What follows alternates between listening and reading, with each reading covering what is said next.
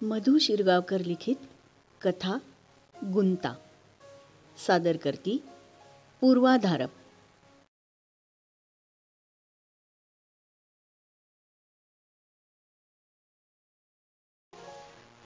सुलूला परत अवेळी जाग आली. कशानं आली कोण जाणे. अलीकडे असंच होतं. पहिले काही तास गाढ झोप आणि मग जाग.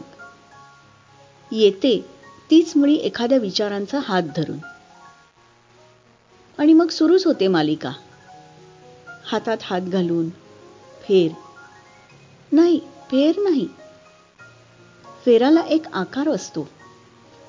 इथं म्हणजे 2 सुयांवरचं विणकाम. उलट सुलट उलट, कधी 4 सुलट 1 उलट, 4 5 6 उलट उलट उलट. चुकलं ना सगळं. परत उसवायचं आता. पण उसवलं जातंय कुठे. गुंता झालाय नुसता. तिला आवडायचा गुंता सोडवायला. सासूबाई पूर्वी भरपूर स्वेटर्स विणायच्या, पण गुंता झाला की हिच्या हाती. मग अलवार हलक्या हातांनी एक धाग्याचा माग घेत अलगद सोडवायची. तंद्रीच लागायची तिची असं करताना. किंचित तोंड उघडं राहतं तिचं असं करताना आणि जीभ जराशी बाहेर. तरुण होती तेव्हा नवरा म्हणायचा, सुंदर ते ध्यान. आता सुईत धागा ओवायचा म्हटलं तरी उघड्या तोंडातून लाळ गळते तिच्या. अगं काय ते, ओंगळ दिसतेस नुसती. कशाला हवेत तुला हे सगळे उपद्व्याप. नवरा ओरडतो. सून असते फिदी. संतापाचा विचार मूळ धरतो. मग खेचत पार आत गाठी मारत जातो. तेव्हा मात्र आवडायचं तिला गुंता सुटलेलं. सगळं सुकर मोकळं झालं की कसं बरं वाटायचं तिला. क्वचित गाठ बसली असेल धाग्याला तर तीही अलगद चिमटीत धागे पकडून धाग्यांना शाबूत ठेवत हळूहळू गाठी सोडवत अखंड धागा जपून मोकळा करावा तर तो हिनच. नात्यांचेही धागे असेच अलवार सोडवत गाठी न बसता मोकळे ठेवण्याचा आटोकाट प्रयत्न केला तिने. पण हे नात्यांचे धागे सोडवताना मनाच्या धाग्यांना विचारांच्या टोकांनी खेचत इतकं गुंतवलं की कधी निर्गाठी बसत गेल्या तिचं तिलाही कळलं नाही. भास होतात हल्ली. असंबद्ध बोलते ती काहीतरी. मुलीचा बारीक आवाज कानात घुमतोय अजून. कोणाबद्दल बोलत असेल विचारायलाच हवं तिला. आपल्याबद्दल की काय. ही तर मुलगी ना आपली, आपल्या पिंडाचा भाग ना. तिलाही कळू नये. ती झाली तेव्हा सुलू किती हरखून गेली होती. मुलगीच हवी होती तिला. लाडाकोडानं वाढवली. तिनंही सोन्यासारखा आनंद दिला आयुष्यभर. तिचा नवराही सोन्यासारखा जपतो तिला फुलासारखी. आणि काय हवं, आपल्यालाही जपलीच की फुलासारखी नवऱ्यानं. आपणही प्रेम करत राहिलो. काय असतं प्रेम म्हणजे. वेगळं असतं का. मुलांवर वेगळं, नवऱ्यावर वेगळं आणि त्याच्यावर सोनेरी प्रेम केलं त्याच्यावर तर. इंद्रधनुष्य त्यानंही केलं तसंच प्रेम. मंतरलेले दिवस होते ते. मग संपवलं आपणच. संपवता येतं. मनातून कसं संपवायचं. आतल्या पेशीमध्ये भिनलेलं तर असतं. पण लग्न ठरलं तेव्हा त्याच प्रेमाचं पाप झालं. असं कसं. प्रेमाची जात कुठली पण असते का जात प्रेमाला?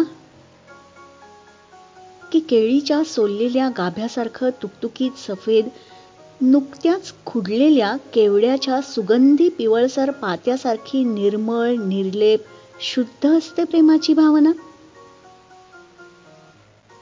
मग आपण चढवतो त्यावर नात्यांची झूल,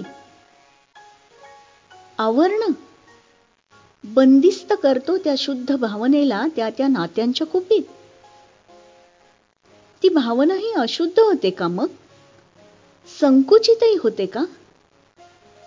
म्हणजे ममत्व मुलांसाठीचं, प्रेम नवऱ्यासाठीचं, त्यावर आकर्षणाची पुटं चढवलेली, माया, मैत्री, दया, कणव, किती प्रकार. डाळीचं पीठ माझ्या आजे सासूबाई म्हणायच्या. बाईची जात डाळीच्या पिठासारखी. बेसन म्हणायच्या त्या. पिठलंही होतं, शेवही होते, लाडूही होतो, मैसूर पाक, ढोकळा, कढीतही तेच जातं.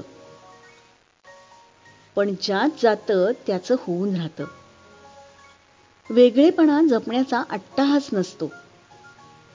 दाखवा बरं कुणी काढून त्या पदार्थामधलं बेसन म्हणून वेगळं. तसं असावं बाईचं, मग समाधान लाभतं. किती खरं होतं? होतं का खरंच? बेसनालाही ना तक्रार होती ना दुःख, आनंदच होता की. पण नात्यांची गफलत झाली तर? मालूताईची झाली तशी. सुट्टीत मुलांना घेऊन राहायला आली आणि यांच्याच प्रेमात पडली. तिचे यजमान गरीब स्वभावाचे, फार सौम्य. त्या मनानी हे जरा जात्याच पुरुषी उग्र. त्याचंच आकर्षण वाटलं असावं बिचारीला. कधी गुंतत गेली कोण जाणे. आपण हे असं सगळ्यात गुंतलेलो. सासूबाई अंथरुणावर रात्र रात्र जागून जायची.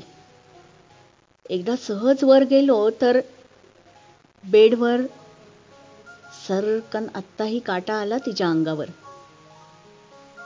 काही व्रण कधीच बरे होत नाहीत. दुसरे दिवशी आपल्या नजरेनेच मालूताईला सगळं सांगितलं असावं. त्याच दिवशी परत निघाली. हे मात्र म्हणत होते, अहो राहा 4 दिवस, विनायकरावांनाही बोलवून घेतो, मग जा. आपलं साळसुदासारखं काहीतरी.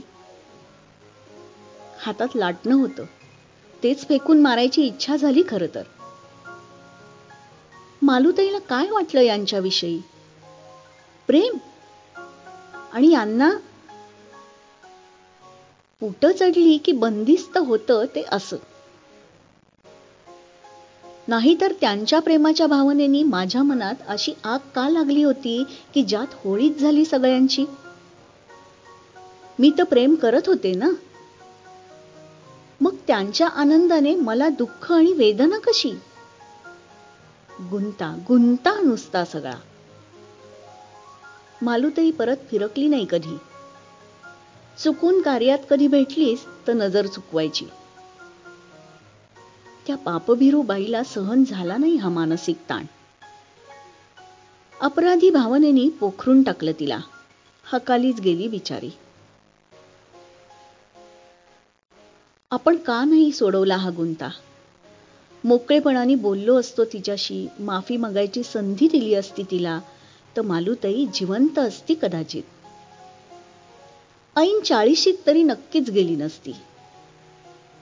जर आणि तर हे 2 शब्द हकलून काढावेत कोशातून.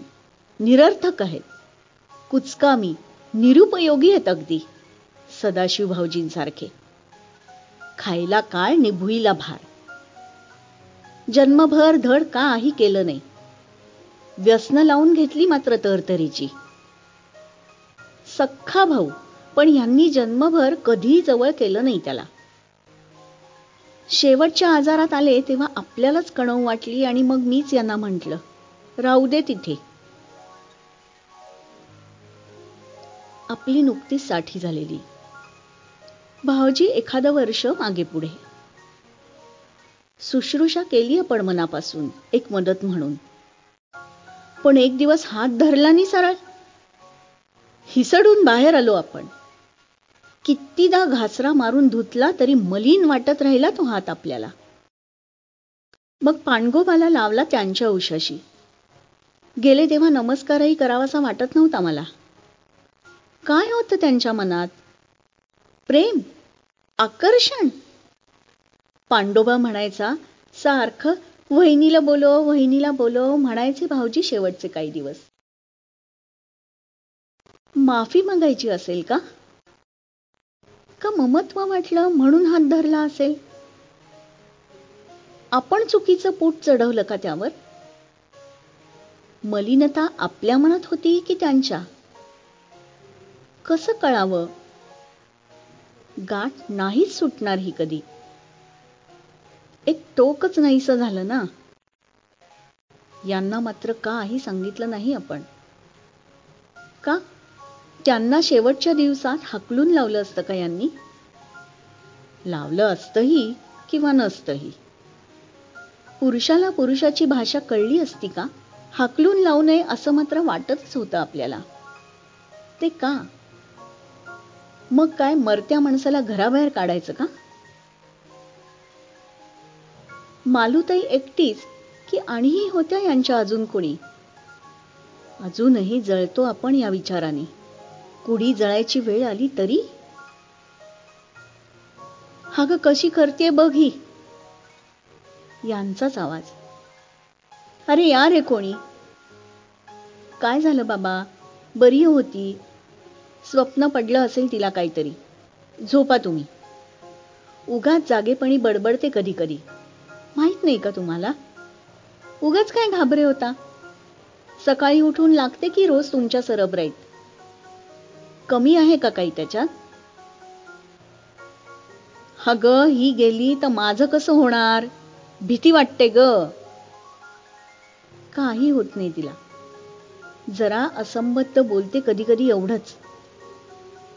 मालूमावशी, सदा काका, कोण कोण गेलेल्यांची नावं घेते हल्ली सारखी सारखी. आता वयानुसार होत असतील भास. तरी मी उद्या बोलवते डॉक्टरांना. भास कसले ग बाई? पण माझ्या जाण्याची एवढी भीती वाटते यांना. म्हणून मला काय इतकं बरं वाटतंय. गुंता सुटत नाही हेच खरं.